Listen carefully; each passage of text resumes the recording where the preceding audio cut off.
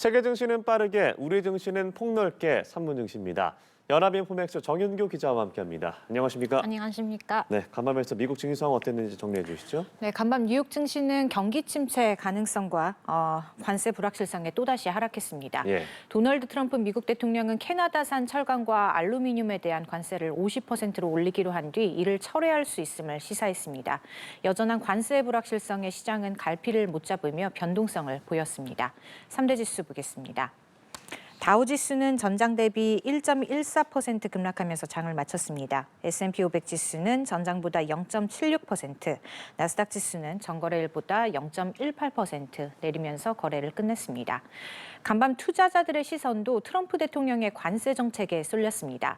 장 초반에는 저가 매수세가 유입됐는데요. 트럼프 대통령이 캐나다산 철강과 알루미늄에 대한 관세를 25%에서 50%로 높이겠다고 발표하면서 지수는 상승분을 반납했습니다. 캐나다 온타리오주가 미국에 공급하는 전기의 전기료를 할증하기로 하자 이에 보복한 건데요. 이후 미국과 캐나다 측의 소통으로 캐나다가 전기료 할증을 철회하자 트럼프 대통령도 캐나다산 철강과 알루미늄에 대한 관세 인상안을 재고한다고 발표했습니다. 시장은 장 막판 낙폭을 확대하면서 오락가락하는 관세 정책에 피로감을 드러냈습니다. 네, 계속되는 관세 피로감에 뉴욕 증시가 계속해서 흔들리는 모습 보였는데 종목별로 흐름은 좀 어땠습니까? 네, 간밤 뉴욕 증시에서는 모든 업종이 하락했습니다. 그런데 기술주보다도 우량주와 전통산업군이 더 약세를 나타냈습니다. 예. 대형 기술주 그룹 매그니피센트 7 종목 중에서는 애플이 3% 떨어졌지만 대부분 반등에 성공했고요. 어제 15% 급락했던 테슬라는 4% 올랐습니다. 트럼프 대통령이 일론 머스크 최고 경영자를 응원하는 차원에서 테슬라 차량을 구입하겠다고 말한 영향이었고요. 엔비디아와 아마존, 메타도 각각 1%대의 상승률을 보였습니다. 반면 경기 방어주 성격의 종목들은 급락했는데요. 버라이즌은 6.6%, 티모바일은 3.7% 밀려났고요.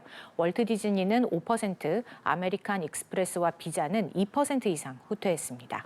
네, 이 전 세계 시장이 트럼프 대통령의 이 과도기 언급에 급락을 했는데 간밤에는 트럼프가 말을 바꿨다고요? 네, 트럼프 대통령은 간밤 백악관에서 기자들과 다시 만났습니다.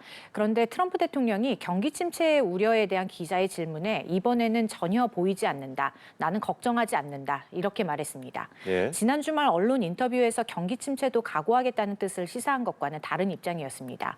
주식 매도세와 관련해서는 어떤 사람은 좋은 거래를 할 거다. 이렇게 말했고요. 시장이 오르락 내리락 하지만 우리는 나라를 재건해야 한다고 강조했습니다. 트럼프 대통령이 경기 침체 가능성에 대한 입장을 살짝 바꿨지만 월가에선 비관론이 이어지고 있습니다. 미국 시티그룹은 미국 증시에 대한 투자 의견을 기존 비중 확대해서 중립으로 하향 조정했고요. 단기적으로 미국 예외주의가 다시 부각될 가능성은 좀 작아졌다고 평가했습니다. 네, 다음으로 국내 증시 상황도 살펴보도록 하겠습니다. 어제 코스피는 어떻게 마무리됐습니까? 네, 어제 코스피는 미국의 경기 침체 우려에 1% 이상 하락했습니다. 코스피 종가는 전장 대비 1.28% 내린 2,537.60으로 집계됐습니다. 지수는 장중 2.5%까지 후퇴했다가 저가 매수세 유입으로 낙폭을 일부 만회했고요. 외국인과 기관이 대거 팔아치우면서 지수 하락을 견인했습니다. 어제 코스피의 하락률이 1%대에 그치면서 뉴욕 증시 폭락에 비해서는 비교적 선방했다는 평가가 나왔고요. 시가총액 상위 종목 중에 삼성전자와 SK하이닉스도 1% 미만으로 떨어졌습니다. 다만 어제 미증시에서 테슬라가 15% 폭락한 여파로 2차 전지주의 낙폭은 도드라졌습니다. LG에너지솔루션은 2.4%, 포스코홀딩스는 4.5% 급락했고요. LG화학과 삼성 SDI는 각각 3%대로 떨어졌습니다. 조선방산주도 일제히 내렸는데요. 한화에어로스페이스와 HD현대중공업은 3%대의 하락률을 기록했습니다. 네, 말씀하신 대로 미국 증시에 비해서 우리 증시가 상대적으로 선방을 하고 있긴 하지만 계속해서 안심할 수는 없는 거잖아요. 네, 어제 국내 증시가 미국 증시에 비해서는 상대적으로 선방했지만 여전히 고비는 많다는 지적이 나오고 있습니다. 네. 트럼프 대통령이 계속 관세 정책을 밀고 나가면서 언제든지 어제 같은 변동성을 야기할 수 있겠고요. 주요 경제 지표들도 지켜봐야 합니다. 오늘 밤에는 미국의 2월 소비자 물가지수 그리고 내일은 같은 달 생산자 물가지수가 발표되는데요. 있는데요. 미국 물가 지표가 높게 나오면 스태그플레이션, 즉 경기 침체 속 물가 상승 우려가 자극될 수 있고요.